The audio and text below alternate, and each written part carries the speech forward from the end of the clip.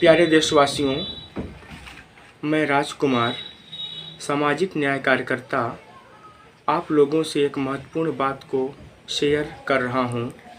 दोस्तों, मुझे एक डॉक्यूमेंट्स जो लगभग 7-8 साल पहले मिला था, इसको मैंने ज़्यादा ध्यान से नहीं पढ़ा।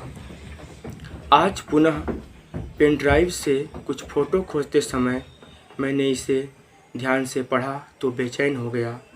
मैं इन्हीं बातों को आपसे शेयर करना चाहता हूँ। मैं बहुत ही डिस्टर्ब्ड हूँ, इसलिए अपनी समस्या, अपने मन की बात आपके सामने रख रहा हूँ। मैं निःशब्द हूँ, शॉक्ड हूँ, डिस्टर्ब्ड हूँ। कृपया आप भी इसे देखें और अपनी राय दें। दोस्तों, यह डॉक्यूमेंट्स है जिसकी हेडिंग है हिंदू धर्म संसद द्वारा अनुमोदित गोपनीय दस्तावेज। जय श्री राम।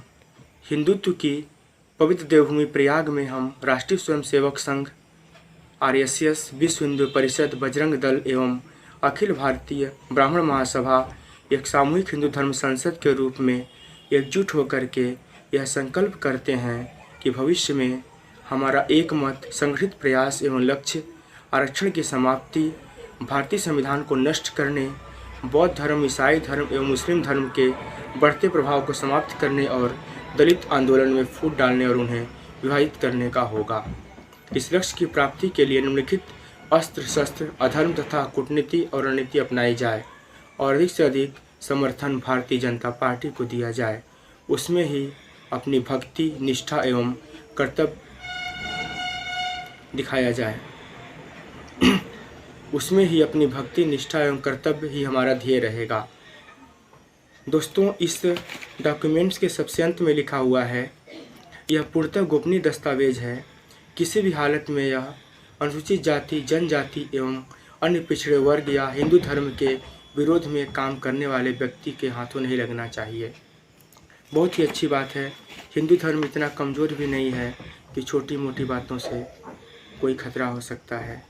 इस डॉक्यूमेंट्स का पहला पॉइंट है, अधर्मी रामविलास पासवान एवं बीपी सिंह ने पिछड़े वर्ग को आरक्षण दिलाकर हमें तोड़ने का अधर्म किया है। हमारा सर्वप्रथम अभेय ध्येय होगा कि आरक्षण को इतना मूर्त बना दिया जाए जो केवल नाम मात्र का बनकर रह जाए। नौकरियों में प्रतिबंध लगा दिया जाए। साथ ही आरक्षण विरोध संबंधी ज़्यादा से ज़्यादा आंदोलन एवं प्रदर्शन आयोजित किया जाए।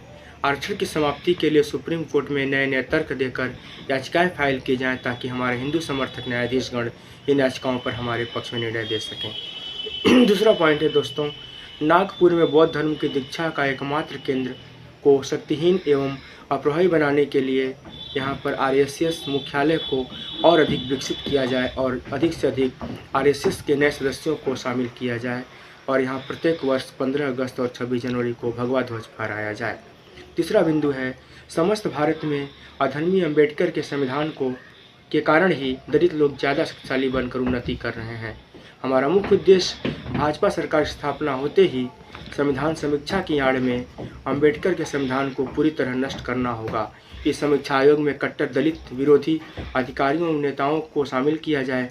चूँकि यह आयोग असंवैधानिक होगा, किंतु हमारे सुप्रीम कोर्ट के जजों ने इसका समर्थन करने की सहमति दे दी है।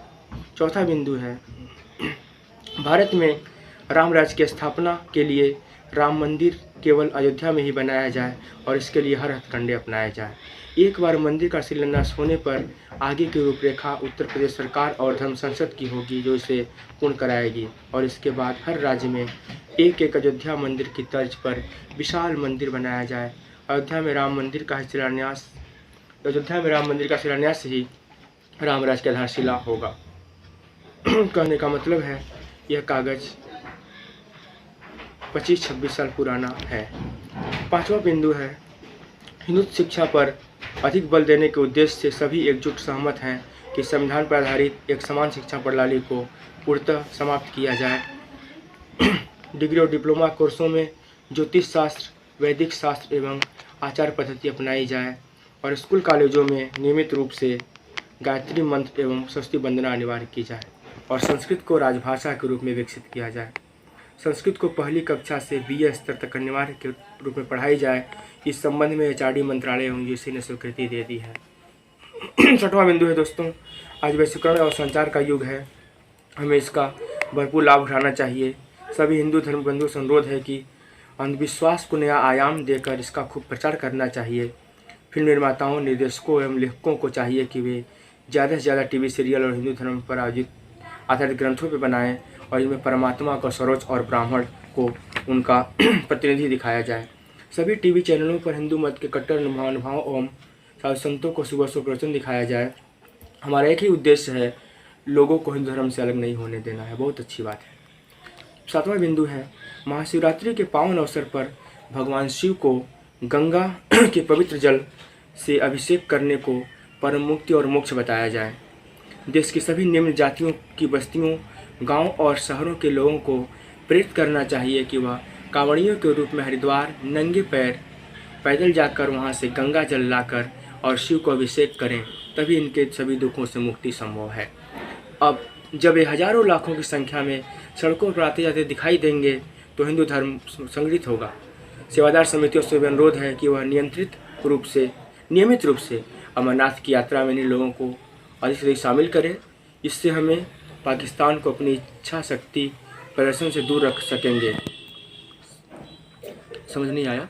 हमारा प्रत्येक वर्ष की भांति यही उद्देश्य रहेगा कि धर्म संगठन के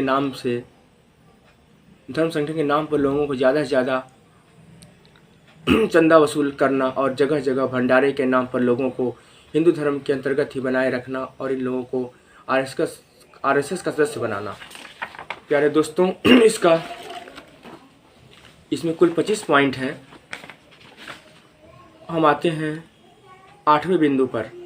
हमारा सभी कट्टर हिंदू धर्म बंधुओं से जो गैरकानूनी कारोबार में लगे हैं या सरकारी नौकरियों में कार्यरत अधिकारियों, जजों, IAS, PCS अधिकारियों से अनुरोध है कि वह अपने काले धन से 25% राशि समय समय पर हिंदू धर्म के समस्त संगठन और राम राज्य की स्थापना के लिए अवश्य दें। उनके इस सदकार्य के लिए हमारी सरकार और उच्च अधिकारीगण आपके गैरकानूनी कार्यों को संरक्षण देते रहेंगे। अगला पॉइंट है 9वां, जो बताता है कि यह कागजात बहुत पुराना है। आगामी जनसंख्या 2001 में हमें हर संभव यह प्रयास करने होंगे कि देश की समस्त जनसंख्या में सर्वाधिक जनसंख्या बहुमत हिंदुओं का हो और हमारा राम राज्य का लक्ष्य इससे ही पूरा होगा। इससे भारत को हिंदू राष्ट्र घोषित करने में सहायता मिलेगी। हमें जनगणना विभाग में ऐसे वरिष्ठ कट्टर हिंदू अधिकारियों की नियुक्ति करानी होगी जो हमारे इस मकसद को पूरी तरह गोपनीय रूप से अंजाम दे सकें। जनगणना करते समय 2 प्रश्न कदापि न पूछे जाएं, एक तो अनुसूचित जाति जनजाति और अति पिछड़ा वर्ग का, और दूसरा धर्म से संबंधित। इन दोनों प्रश्नों के उत्तर हमें स्वयं भरने होंगे, जिस पर धर्म के कॉलम में हिंदू और अनुसूचित जाति जनजाति पिछड़ा वर्ग से संबंधित कॉलम में लागू नहीं लिखा जाएगा। इससे यह फायदा होगा कि जनसंख्या आंकड़ों में हम देश के अनुसूचित जाति जनजाति और पिछड़ा वर्ग की जनसंख्या को बहुत कम दिखा सकेंगे और हमारे कट्टर विरोधी अग्रसर बौद्ध धर्म और इस्लाम धर्म की जनसंख्या बहुत कम दिखाई जा सकेगी। हमारे संविधान समीक्षा आयोग इस जनसंख्या के आधार पर आरक्षण समाप्त करने और भारत को हिंदू राष्ट्र अथवा राम राज्य बनाने में भरपूर सहायक होगी। 10वां बिंदु है दोस्तों, देश में भाजपा सरकार का गठन होते ही इस मंत्रिमंडल में सर्वाधिक मंत्री वे लिए जाएं जो अम्बेडकर, बौद्ध धर्म, मुसलमानों, ईसाइयों और आरक्षण के कट्टर विरोधी हैं तथा वर्ण व्यवस्था के कट्टर समर्थक भी हैं, जैसे उमा भारती, मुरली मनोहर जोशी, अरुण शौरी, अरुण जेटली, प्रमोद महाजन, यशवंत सिन्हा, लाल कृष्ण आडवाणी और सुषमा स्वराज आदि। ये मंत्रीगण देश की आर्थिक, सामाजिक, शैक्षणिक, राजनीतिक व्यवस्था को हिंदू राष्ट्र के अनुसार भगवाकरण करने में समर्थ हैं। इनके सभी षड्यंत्रों, दुष्प्रचार, गैरकानूनी कार्यों पर प्रधानमंत्री आदरणीय अटल बिहारी वाजपेयी जी और उनके PMO का पूरा सहयोग होगा। 11वां बिंदु है, देश में हमारी हिंदू राष्ट्र वाली भाजपा सरकार बनते ही हमारा पहला हमला बौद्ध धर्म पर होगा। बौद्ध धर्म के नाम पर हमें प्रत्येक वर्ष नाम मात्र के बौद्ध महोत्सव आयोजित कराने होंगे, ताकि इस महोत्सव के नाम पर अथवा बौद्ध धर्म के धरोहर के संरक्षण के नाम पर बौद्ध देश जैसे जापान, थाईलैंड, चीन, कोरिया, श्रीलंका आदि से अधिक मात्रा में दान एवं सहायता प्राप्त करके उस राशि को सोमनाथ मंदिर, अयोध्या, द्वारिका, तिरुपति, अमरनाथ, वैष्णो देवी तथा नए मंदिरों के निर्माण में लगाया जा सके। मुसलमानों को देश की हर व्यवस्था से उपरखित रखा जाए और कश्मीर समस्या को बरकरार रखा जाए ताकि देश को खोखला करने, आतंकवाद का सारा भार हम मुसलमानों पर डाल सकें, इनके प्रभुत्व को समाप्त किया जा सके, क्योंकि अयोध्या में राम मंदिर ही देश में राम राज्य स्थापना का शुभारंभ होगा। 12वां बिंदु है दोस्तों, सरकार की लिमिटेड कंपनियों में सर्वाधिक आरक्षण के आधार पर दलित लोग कार्यरत हैं, शूद्र लोग कार्यरत हैं। यह लोग इन सरकारों उपक्रमों में बड़े बड़े पदों पर नियुक्त हैं। निजीकरण के नाम पर इन कंपनियों को विदेशी कंपनियों को कमीशन के आधार पर बेचा जाए ताकि दलित लोगों को, पिछड़े लोगों को अनिवार्य स्वैच्छिक सेवानिवृत्ति, जबरन सेवानिवृत्ति देकर इन्हें नौकरियों से हटाया जाए और सरकारी कंपनियों को बहुराष्ट्रीय कंपनियां बनाकर आरक्षण को समाप्त किया जा सके। निजीकरण करने का मूल उद्देश्य बहुराष्ट्रीय कंपनियों से अधिक पैसा बटोर कर उसे राम राज्य की स्थापना के लिए खर्च करना है। 13 हिंदू धर्म का सत्य प्रदर्शन को समय समय पर जांचने और परखने के लिए हमें अंधविश्वासी दलितों में गणेश को दूध पिलाने, पपीते में गणेश और नए देवी देवताओं की उत्पत्ति एवं अन्य मिथ्या कर्म, झूठे चीज़ों का समय समय पर दुष्प्रचार भी करते रहना चाहिए। 14 नंबर बिंदु है प्यारे दोस्तों, देश में जितने भी मंदिर बनाए जाएं उनके नाम के आगे प्राचीन शब्द अवश्य लिखें। जहाँ कहीं भी कीमती किफ़ायती जगह हो, उस स्थान पर सरकार की कोई विशेष योजना का कार्य शुरू होने वाला है तो उस जमीन पर अतिक्रमण करके अधिक से अधिक प्राचीन मंदिर बनाए जाएं ताकि हमारे पूज्यगण ब्राह्मणों और पंडितों को के रहन सहन का उत्तम इंतजाम हो सके। और दलितों की बस्तियों में, बड़ी बड़ी मार्केटों में छोटे छोटे मंदिर बनाए जाएं, विशेषकर जहां विदेशी सहायता से कोई बौद्ध विहार या मस्जिद बनाए जाने का प्रस्ताव है तो उसके मार्ग में कोई न कोई देवी देवता की मिथ्या उत्पत्ति दिखा करके पहले ही मंदिर बना दिया जाए ताकि भविष्य में इन बौद्ध विहारों और मस्जिदों के प्रभुत्व को समाप्त करने के लिए हमारे पूज्यगण ब्राह्मण इसके ट्रस्ट में शामिल होकर दुष्प्रचार करने में समर्थ हो सकें। बिंदु नंबर 15, कुंभ मेले का व्यापक और आधुनिक दृष्टि से प्रस्तुत किया जाए। कुंभ मेले को व्यापक और आधुनिक दृष्टि से प्रस्तुत किया जाए ताकि विदेशी यूरोपीय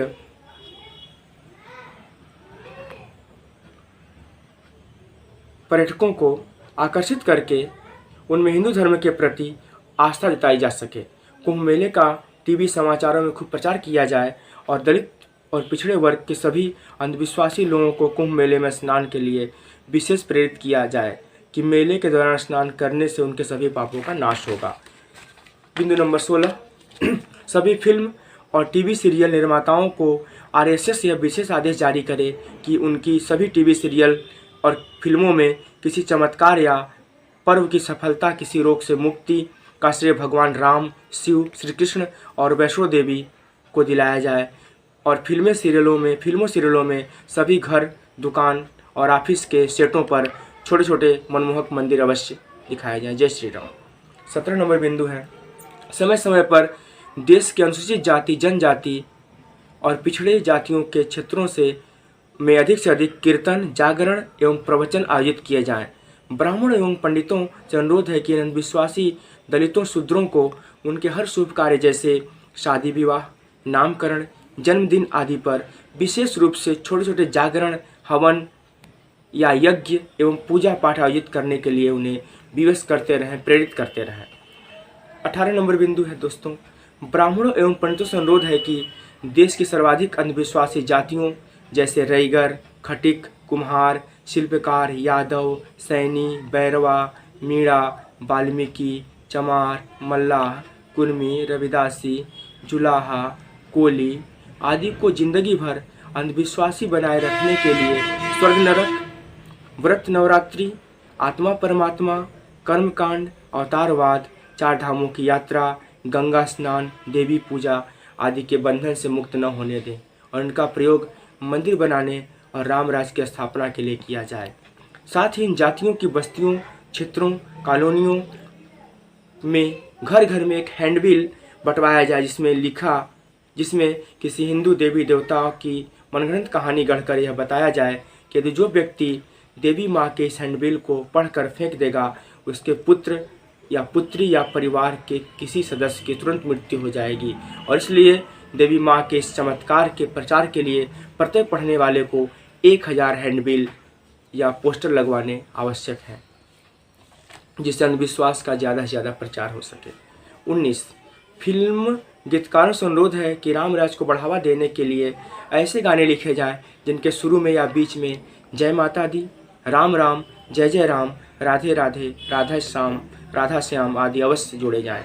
सभी रामराज समर्थकों से अपील है कि वह अपनी सभी गाड़ियों के आगे पीछे उपयुक्त शब्दों को भी लिखवाएं, जय श्री राम। 20वां पॉइंट है प्यारे दोस्तों, देश के सभी सरकारी कार्यालयों में रामराज्य समर्थक कार्यरत कर्मचारियों एवं अधिकारियों, वैज्ञानिकों, प्रोफेसर, अध्यापक, इतिहासकार, कलाकार एवं पत्रकार से अनुरोध है, जो मनुवादी हैं, कि समस्त भारत में गौतम बुद्ध, अंबेडकर, जगजीवन राम, ज्योतिबा फुले, पेरियार, बिरसा मुंडा, संत रविदास, संत रजनीकांत और राहुल संस्कृत्यायन आदि के नामों का दुष्प्रचार करें, यानी पिछड़े वर्ग और दलित वर्ग के मसीहा गणों का दुष्प्रचार किया जाए और देश में इनके नाम से किसी भवन, कार्यालय, होटल, पार्क, संस्थानों के नामों को बदलकर इनके नामों के स्थान पर हस्तिनापुर, कुरुक्षेत्र आदि रखा जाए, जैसा कि बिल्कुल हो रहा है। इसीलिए मैं बेचैन हो गया था प्यारे दोस्तों। इस कार्य का प्रारंभ भाजपा की उत्तर प्रदेश की कल्याण सिंह सरकार और दिल्ली की साहिब सिंह वर्मा सरकार ने कर दिखाया है। उन्होंने हिंदुओं की पवित्र भूमि इलाहाबाद को प्रयाग बनाने का काम शुरू कर दिया है और दिल्ली सरकार ने अपने सचिवालय का नाम इंद्रप्रस्थ रख दिया है। दोस्तों 21 नंबर पॉइंट है, कांग्रेस पार्टी के अध्यक्ष एवं सांसद सोनिया गांधी को विदेशी बताकर दलित विरोधी एवं रामराज की स्थापना का लक्ष्य रणनीति से दूर रखा जाए और कांग्रेसियों में कांग्रेस नेता के परिवर्तन के नाम पर फूट डालनी चाहिए और दलित समर्थक पार्टियों जैसे RPI, Janata Dal, Samajwadi party, Bahujan Samaj party के सदस्यों को भारी कीमत देकर इनके प्रभाव का ह्रास करना है, उन्हें संगठित होने से रोकना है। जैसा कि आप आज देख रहे हैं, हमारे मुख्यमंत्री, सांसद, विधायक सब के सब बिक जा रहे हैं, जो बहुत ही आश्चर्य की बात है। 22वां नंबर बिंदु है प्यारे दोस्तों, हिंदू धर्म के व्यापक प्रचार प्रसार एवं वर्ण व्यवस्था, ब्राह्मण, क्षत्रिय, वैश्य, शूद्र की व्यवस्था की पुनर्स्थापना के लिए, जो कि संविधान से हम बराबरी पे आ रहे थे, धर्म संसद बनाई जाए। जैसा कि आप सुन रहे हैं, धर्म संसद एक से एक बढ़ के बयान दे रहे हैं, बनाई जाए। धर्म संसद द्वारा बनाए गए श्री 1008 धर्माचार्यों, गुरुओं को निर्देश दिया गया है कि उन्हें बौद्ध धर्म एवं सिख धर्म, जैन धर्म, ईसाई धर्म, इस्लाम धर्म की सभी श्रेष्ठ बातों को और अच्छाइयों को, सिद्धांतों को हिंदू धर्म शास्त्रों में सम्मिलित करते हुए प्रवचन करें। इन धर्मों की ज्ञानवर्धक कहानियों और संदेशों को भी हिंदू देवी देवताओं के नाम देकर बताई जानी चाहिए, यानी कि घुसपैठ करने का और चोरी करने का काम। बड़े गर्व का विषय है कि हमारे धर्मगुरु आसाराम बापू, मुरारी बापू, जगत गुरु रामानुजाचार्य, स्वामी सुदर्शन, गुरु माँ ममता मई, सुधांशु महाराज, सतपाल महाराज, श्री श्री रविशंकर, स्वामी रामदास जी अपने इस उद्देश्य में देश विदेश में सफलता अर्जित कर रहे हैं और टीवी के सभी चैनलों पर धूम मचाए हुए हैं। प्यारे दोस्तों ध्यान दें। 23 नंबर पॉइंट है, आज से लगभग 2000 वर्ष पूर्व विश्व में बौद्ध धर्म के बढ़ते प्रभाव को रोकने के लिए और समाप्त करने के लिए बौद्ध धर्म, हमारे पूर्वज आदि शंकराचार्य ने गीता में एक विशेष श्लोक लिखा था, यदा यदा हि धर्मस्य ग्लानिर्भवति भारत तदात्मानं सृजाम्यहम् अभ्युत्थानं धर्मस्य तदात्मानं सृजाम्यहम्। फिर से बोलता हूँ दोस्तों, यदा यदा हि धर्मस्य ग्लानिर्भवति भारत अभ्युत्थानं धर्मस्य तदात्मानं सृजाम्यहम्, जिसका अर्थ है कि जब जब हिंदू धर्म को कोई हानि करेगा, मैं आदि शंकराचार्य उस धर्म या व्यक्ति को नष्ट करने के लिए हर युग में जन्म लूंगा, यानी डर पैदा करने की बात है। आज फिर समय आ गया है कि अधर्मी अंबेडकर धर्मी है, अधर्मी अंबेडकर, पासवान, मायावती, रामराज किसी नेता का नाम है, के कारण बौद्ध धर्म फिर अस्तित्व में आने लगा है। हमें पुनः बौद्ध धर्म के प्रभुत्व को दूरदर्शिता के साथ नाश करना होगा। हमारा एक ही उद्देश्य है कि अंबेडकर के संविधान को पूर्णतः नष्ट करके देश में लोकतंत्र के स्थान पर राम राज्य की स्थापना, भारत को हिंदू राष्ट्र घोषित करने और संस्कृत को राष्ट्रभाषा बनाना है। प्यारे दोस्तों, जैसा कि आप जानते हैं, आज़ादी के पहले शूद्रों, दलितों, पिछड़ों की क्या स्थिति थी। उन्हें लिखने पढ़ने का अधिकार नहीं था। रामायण में प्रसंग आता है कि शिक्षा प्राप्त करने और अपने शिष्यों को ज्ञान देने के जुर्म में शंभुक ऋषि को श्री राम ने तलवार से मार दिया था, क्योंकि ब्राह्मणों ने आरोप लगाया था कि एक शूद्र या आदिवासी के पढ़ने से हमारा बेटा अकाल मौत मर गया है। यदि ऐसा होता तो आज बाबा साहब अम्बेडकर ने भारत का संविधान लिखा है, क्या होता इनका परिणाम। दोस्तों, आप समझें। 24 नंबर बिंदु है, कुछ अधर्मी नेतागण धर्म परिवर्तन के नाम पर हिंदू धर्म को तोड़ने का कार्य कर रहे हैं। हमने इस समस्या का भाजपा में उन्होंने उठाया। उन्होंने हमें आश्वासन दिया है कि शीघ्र ही संसद में धर्म परिवर्तन पर रोक विधेयक लाया जाए और धर्म परिवर्तन को हमेशा के लिए प्रतिबंध लगा दिया जाए, जैसा कि इस समय हो रहा है। आपको बिल्कुल बांध के रखा जाएगा। जय श्री राम। 25 नंबर बिंदु है, हमारा अंतिम प्रयास होगा कि अब देश में SC ST पिछड़े वर्ग के कल्याण और विकास योजनाओं को समाप्त करके बेजुबान हिंदू आस्थागत जानवरों यानी गौवंश के उत्तम रहन सहन, रख रखाव, उनकी सुरक्षा के लिए अधिक प्रयास किए जाने चाहिए और इन शूद्र वर्ग के लोगों को इसी काम में फंसा के रखा जाना चाहिए। इस कार्य को पूरा करने का बीड़ा मेनका गांधी ने उठाया है। मेनका गांधी ने हमें यह विश्वास दिलाया है कि देश में मुसलमानों का मुख्य व्यापार जो मांस की बिक्री है उसे पूर्णतः प्रतिबंध कर दिया जाए और भारत को शाकाहारी देश बताया जाए, क्योंकि मांसाहारी लोग अधर्मी होते हैं और हिंदुओं का विरोध भी करते हैं। इस तरह लोगों को हिंदुत्व के नाम पर इकट्ठा करने में आसानी होगी, जैसा कि आप देख भी रहे हैं। सभी हिंदू धर्म कट्टरपंथियों से अनुरोध है कि देश में जगह जगह गौशालाओं के निर्माण के लिए प्रस्ताव भेजें, जिन प्राथमिकता के आधार पर सरकारी सहायता प्रदान की जाएगी और देश में गौरक्षक आयोग की स्थापना की जाएगी। जबकि वास्तव में गौ कर के नाम पर भी घोटाले हो रहे हैं। जय श्री राम। गर्व से कहो हम हिंदू हैं। जय माता दी। हमारा लक्ष्य राम राज्य, राम राज्य। यह पूर्णतः गोपनीय दस्तावेज है। किसी भी हालत में अनुसूचित जाति, जनजाति, अन्य पिछड़े वर्ग या हिंदू धर्म के विरोध में काम करने वाले व्यक्ति के हाथों नहीं लगना चाहिए। प्यारे दोस्तों, हिंदू धर्म इतना कमज़ोर नहीं है कि कोई उसे तोड़ सकता है। और गर्व से कहो हम हिंदू हैं कि बात को कैसे माना जाए, जब गोरखपुर में भी हाल ही में अनीस कनौजिया ने एक अपर कास्ट लड़की से शादी किया और उसे जान से मार दिया गया, जबकि वह पूरी तरह शुद्ध हिंदू था। हमारे मुख्यमंत्री योगी जी के साथ उनकी फ़ोटो भी है और पूरे हिंदू धर्म का पालन करता था, लेकिन शूद्र होने की वजह से उसे जान से मार दिया गया। तो कैसे हम कहें कि गर्व से कहो हम हिंदू हैं। बाकी बातें मेरे मन में ये सवाल थे। आप इन सभी बिंदुओं पे वीडियो को 2-3 बार देखें, सुने, समझें, ज़्यादा से ज़्यादा शेयर करें, जिससे हमारे लोग जागरूक हो सकें कि क्या सच्चाई है, क्या हकीकत है, क्या फसाना है। मैं भी बहुत कन्फ्यूज हूँ और मैंने कहा कि इस कन्फ्यूजन को आपसे शेयर करूँ, जिससे आप भी कुछ राय दे सकें। इस वीडियो को ज़्यादा से ज़्यादा शेयर करें, कमेंट करें। बस मैं आपसे निवेदन ही करना चाहूँगा, प्यारे साथियों, देशभक्तों, देश बचाओ, संविधान बचाओ, अपना और अपने बच्चों का भविष्य बचाओ, अपने नाती पोतों के बारे में सोचो। धन्यवाद। जय संविधान, जय भारत।